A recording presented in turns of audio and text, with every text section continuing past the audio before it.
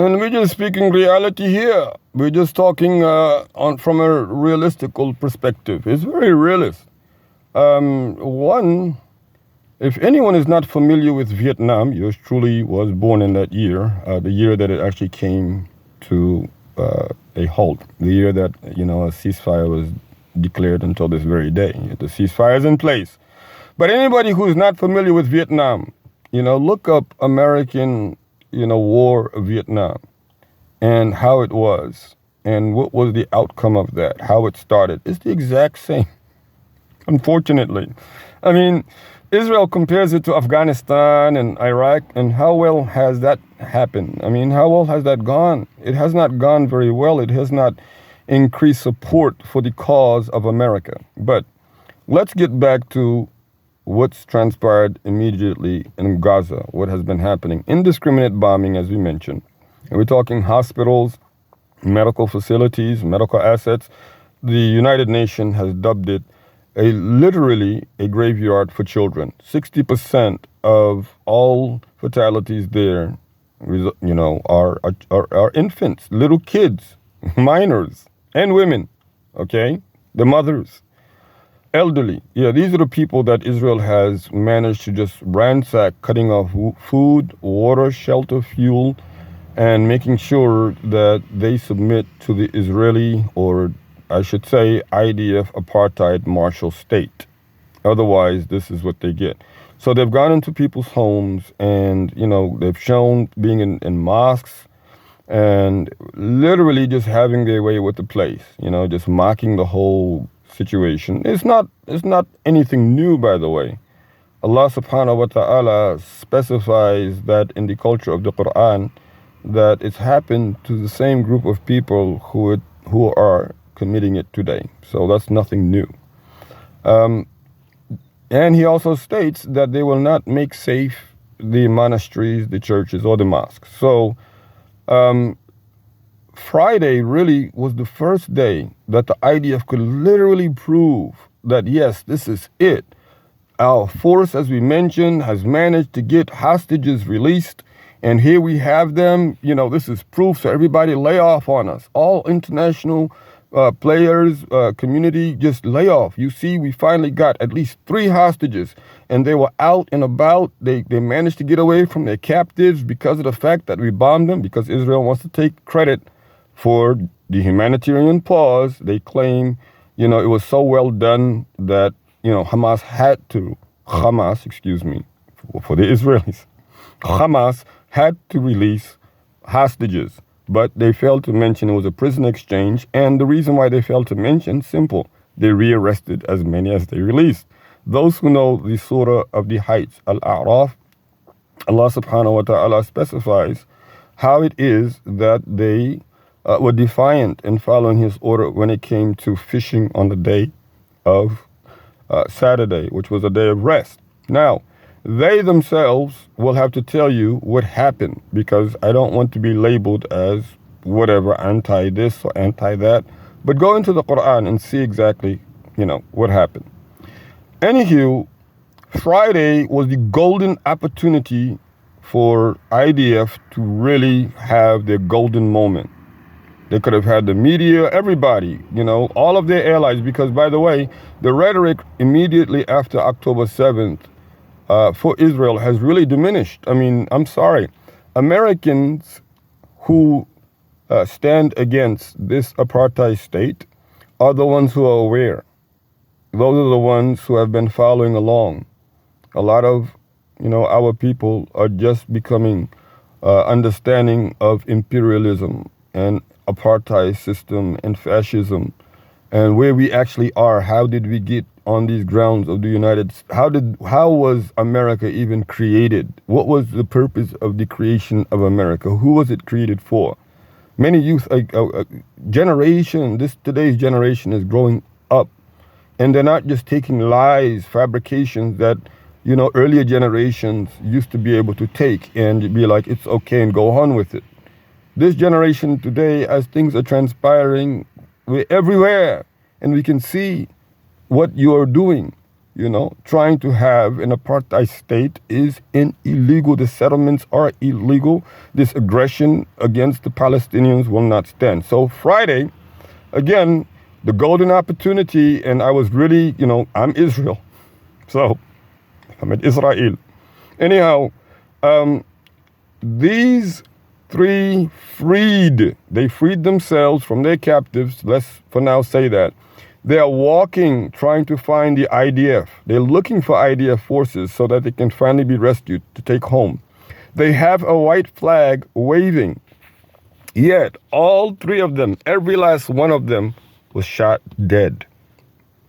So, it's like you're opposite. You're counterproductive to your actual mission, which is really confusing. You got to admit, when a person when a party is adamant and gun-ho to stick to that in which is counterproductive to the mission that they set out for, I'm sorry, but that's worse than being, schizophrenic state, isn't it? I'm just being real. Listen, that wasn't the only thing that happened since Friday. As of Friday, Liberian ships were hit by the Houthis. They have sophisticated ballistic missiles. Hezbollah on the northern front of Israel has also been stepping up its strikes. The strikes against American targets that was not happening before this encounter have also stepped up to over 100. You have over 5,000 military disabled of returning to the battlefield. And this is top-notch leadership. This is really, I would say, if you have a 300,000 force, that's at least 1/3 of your leadership, if not half of your leadership, from the top all the way down. And you mean to tell me that after 2.5 months of warfare, the best that you can show is archaeological success with, some tunnels that you managed to blow up and, these dead hostages that you released and all these indiscriminate bombings? Like 20,000, okay, Hamas run government has released 20,000 casualties, 60% are civilians, and 40% are actual fighters. So 7,000 you've killed out of a force of 30,000 from the beginning. Let me explain something which is very brief. This resistance is not just from within Gaza, though. You already have political counterparties of this very existence in Kuwait, in Qatar, in Lebanon. You have them in Jordan. You have them in Egypt. You have them everywhere. So you're not getting rid of the political nothing.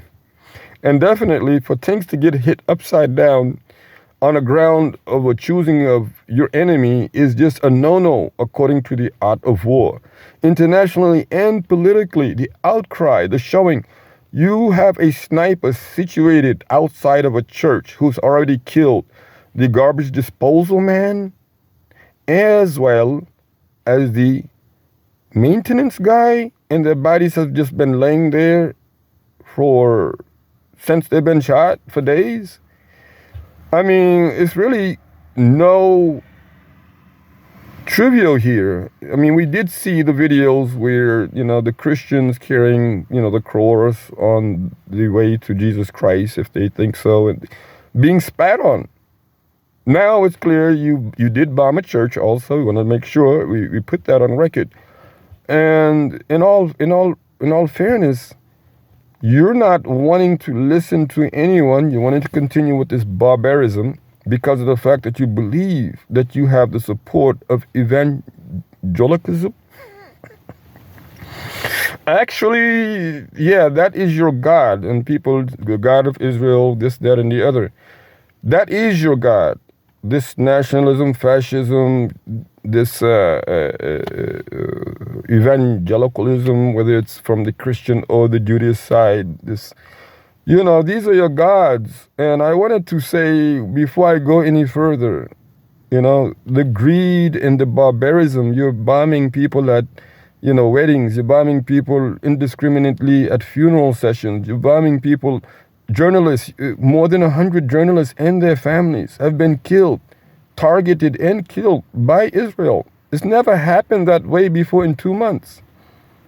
And you don't care about how much suffering you created for the people. As long as you feel you've gotten your revenge and your anger has subsided, then you're okay. You go back about your way. But we want to be thankful to the Creator of all for giving us the perfect formula of warfare in Al-Islam, better than Sun Tzu. Those who are martyred, they are free. I personally, those of the People Republic of the Shahada, we, all of us, we envy them. They are free. Their sins completely erased and forgiven. They no longer have to see the obsessions and the calamities of this world. They no longer have to worry about it. They are free from it. There's nothing you can do to occupy their soul. And they are promised a better hereafter than this world. So they went for something better than something that was good, than something that was terrible. Again, just look at the images. No food, no water, bombing left and right from your Air Force, who cannot conquer the ground and not hold it for you. You cannot rule from the air. But anyway, on the contrary, I feel really, really, really bad and sorry for the one who is killed justly in the name of Allah with the power of Allah, because that one right there, they have no afterlife. That one lost everything they were fighting for. They were fighting for victory. They didn't get victory while they were dead. You're not going to be able to make that up for them. If you want to try, predict when you're going to die. That's what Allah subhanahu wa ta'ala said. Their legacy doesn't live on forever. Which one of your military presidents or superpowers' legacy has lived on forever? It just takes a few decades and you're totally forgotten. On the other hand, those whom are abiding by the articles of the Quran, before they strike, they say, Bismillah, walillahi alhamd, in the name of Allah. When they strike, they say, Allahu Akbar, Allah is the greatest. When they die in the name of Allah. Allah has it for them. So, why is it that they're running around in barefoot, not being paid anything, while you are running around with all this top-notch stuff and losing it? Your tanks, your military equipment, we see the footage. No, we don't speak perfect Arabic, but we can hear, the Arabic news and we can see the footage. It is horrible. Your people, are just walking around there thinking that they're not secure in Gaza at all. The ground, none of that ground belongs to them, because your enemy is coming from up underneath it and hitting. And more importantly, I want to say something that has not been said.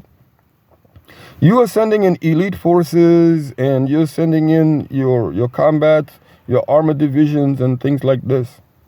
You're sending in commandos, you're sending in your top notch. What they are doing, and I've been an instructor for over 25 years of the Quran, at least I can tell you that a lot of those who are carrying the RPGs are just being trained to fight your elite. Their elite, the resistance crop, or we should say the elite of the resistance, they're doing one of two things. They're either in the background, still training, all right? Recruitment's been real easy. Whatever they've lost in fighters, they've made them up already. So they're either doing that and helping the administrative side, or a few of them are helping on the field to train these little ones who are not, experienced, and they're just carrying RPGs for them, or they're shooting for the first time. They're instructing them. I heard, take your time, get down this way, aim this way. I heard all of these things, and by all means, it just tells me, again, what they displayed on their parades of their 30,000 who are well-dressed gear is not what you're facing. You're facing some elements of them, but I assure you, and I urge you to pull back before they commit what is known as a counteroffensive. If they counteroffend you, they will break you in more places than they breached you on October 7th.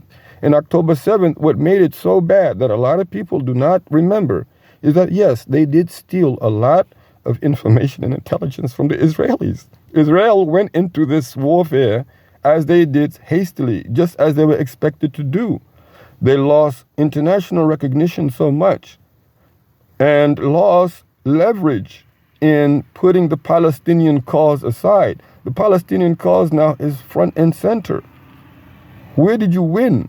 Again, it's best that you do not fight at all. This is the art of war. Islam says peace everlastingly. You try to portray these people as barbarics. You called barbarians, and then you called, them human animals. But we saw the images, and they released everybody peacefully. You broke that because you wanted to show strength, and now you're being humiliated by killing your own hostages, freed hostages. And again, you've killed doctors, you've killed journalists, you've killed press personnel, you've killed humanitarian workers more in 2 months than in any other warfare. You're setting, unprecedented records here with America. Who keeps vetoing at the United Nations? America. I'm telling you right now, President Biden, it is absolutely unacceptable, because you said so yourself, to support IDF's indiscriminate bombing, which is a war crime, at the United Nations. Malcolm X, just as he wanted to bring the American situation, the Afro-American civil rights to the United Nations, this Palestinian thing, only 75 years and it's there. We're still going to get ours right there in the United Nations. But by all means, don't veto no more, okay? United States, don't be vetoing no more ceasefires. We want to tell you that. That's really important. And Israel, get out of Gaza, go back to the negotiation table, and a two-state solution, if you can't accept it, it's a one-state solution without this idea of Israel state, the state of Israel, because we all know the rabbis debunked that on our end. Yeah. We know about it. Israel is not even supposed to have a state. The Jewish people are supposed to be a community where they help everywhere. All right? We already know that stuff. And unfortunately, just you killing journalists, you are killing journalists because you can, and nobody is really able to hold you accountable. But why are you doing that? You're killing journalists so that the truth doesn't get out, so that democratically speaking, there will be no advocates of it. There will be no eyes and ears that will give the narrative as it needs to be given. Why are you doing what you're doing? You feel like you can. You have that bully mentality. Realize it. This is the highest level globally that can be reached of bullying. I wish Melania Trump would have done something because she was working on bullying. But the bottom line is, this bullying tactic, everybody is sick and tired of it. Nobody wants war anymore. We want peace. That's the point. You're doing it at the highest level globally. But I swear, by the creator of all that exists, it is done from the lowest level to this highest level. When we see families at odds, communities at odds, neighbors at odds, adversaries without any justification, who cannot rekindle the relationship or who cannot settle their differences, those who are greedy, those who only care about themselves and their political agendas, though they know themselves they are corrupt, and they know that their mentors are corrupt. At all levels, even within our religious institutions, they're following the same model. They're very violent and hostile. You speak the truth, you become the villain, and everybody else is okay who doesn't speak truth. They are showing physically getting killed in our communities or in our society, political assassinations. You have people who have been fired from their jobs because they won't support IDF. That's terrible. I mean, we got a fascism concept that is going on, which we haven't taken very good notice to. And people today despise learning the truth as long as they don't have sincerity, humility. They despise the truth. They have arrogance. They despise the truth. They have boastfulness. They despise the truth. Why? Because the truth says you're not supposed to be any of that. So they become, they become violent.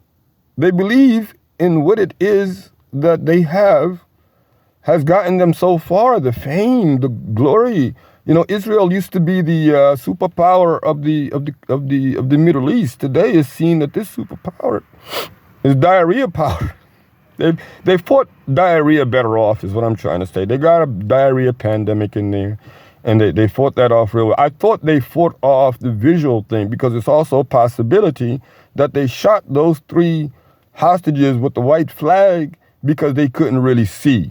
Now, I did say, or we did have that back, last week, that there was a visual pandemic that IDF had suffered, but nobody listened, so maybe that was the case. Unfortunately, these incidents are reoccurring. Apparently, many of their soldiers have literally lost their professionalism, and they are displaying a lot of, for example, ransacking stores, just going into stores that are already closed and just ransacking them, putting it on social media. I mean, that is, and the one where they're just sitting and just, having these Palestinian inhabitants confined, tied up, and they're just sitting around putting their shoes everywhere and just eating chips and making a video on that. They've lost their senses. They've exceeded our boundaries, and we urge any who are believers, any who want to see the end to this war, take your first oath of allegiance, the declaration of faith, completely and sincerely, and this will help eliminate this threat that is going on right now. Because if we accept it to continue, then it's because of the fact that we have not done our job. If it reoccurs, it's because of the fact that we are not holding our job to upholding the truth, the entire truth. Nothing save the truth. It's because of the fact that we are not sincere in every given circumstance. It's because of the fact that we are not striving in the path of Allah subhanahu wa ta'ala for encouraging that in which is good and suppressing that in which is evil. It's because of the fact that we are not doing deeds that annoy the hypocrites. This is what it is. You have somebody say, I got something from myself. And, do you know anything about patience? What are the elements of patience? I don't know. So what you got from yourself did not involve any patience? No. Then it did not involve any faith. Likewise for bravery. Likewise for courage. Things that Allah subhanahu wa ta'ala says, He encourages us to work to strive in His path. You don't know anything about courage because you've been taken away from these Yahud, these Nasaras, these mushrikeen. That's why. Then sincerity. You're not taught that in school. Even the one Islamic or however many Islamic schools in America, you're not taught these things specifically. And that's because of those who were doing the teaching were taught also from a curriculum. It's been rigged, I'm sorry. But those who are on the battlefield and all of the Muslim world are paying, tribute to, this noble effort. The Masjid al-Aqsa is not to be toyed around with. So yeah, they go to Afghanistan. That's frightening and shocking to have the Islamic Emirat of Afghanistan to support them, this resistance. And they said they would. Even during the truce with America, they said they would support those who have been deprived of justice no matter where they are in the world. So that's the most frightening part. You know very well that they beat America after 20 years. And now they're supporting them on top of whatever support they get in underneath the tunnels. Get out before it's too late. I urge you, I implore you to put all of your, bigotry aside, unfortunately. All of your arrogance aside, all of your egos. You do not even have those who are loyal to what they're saying on your behalf. In everything that is being said, they're saying it because of the fact they're trying to save their own skin, because they've been going on too long with this lie about the state of Israel. So they're trying to save their own skin, hoping that you all would win. But they're no longer loyal to you over here. There's not much loyalty left for you in American population, because really, this Senate, these elderly people, they're about to retire so they can have more soup and crackers. Look, they've lost touch with our generation today completely. They don't know what is they've lost touch for a good generation, for a good 20 years. They don't know what's going on. This explains why we even have the choices that we've been having lately in our presidential elections. Loss of touch. So, there's more, that we need to elaborate, and I'm going to try and get as much out, as possible every week. Make dua, because we have our Quranic revolution, really in full-fledged force right now. We're thankful to all of those who participated in Operation Stop Lying and are applying the tactics to debunk all the lies on, spread, not just, in IDF end, but everywhere, anywhere in the world. Lying is the biggest problem. Being persistent in lies, not acknowledging that, you are wrong, although, you're telling lies when it's pointed out to you. It's quite frustrating, but, I get it every day. But inshallah, as Allah permits, and congratulations to all of those who embrace Islam, men, women, boys, girls, congratulations. We're praying, we're, rooting for you to be better Muslim, better submitters to Allah than we are. We want for you, because we wasted so much time, but you are getting it, and fresh, and hopefully Allah Ta'ala He guides you to that in which is most pleasing to Him in this life as well as in the hereafter. So may Allah Ta'ala put in the hearts of those who have any animosity towards the Quranic revolution and the personnel of the revolution, may He eliminate that and replace it with understanding and wisdom. And those who are searching for the truth, may Allah subhanahu wa ta'ala give them the benefit of the truth before He even gives them the truth and guides them by it until the day of judgment, and have mercy on those who are befalling or who are afflicted with the worst calamities of this world that the shayateen have, the Iblisi forces have inflicted. وَأَقُولُ قَوْلِي هَذَا. Now this is something in which the former retired Imam's statement elaborates. Anyone who would like to know can go back on the prior videos and find that. Wassalamu alaikum wa rahmatullahi wa barakatuh.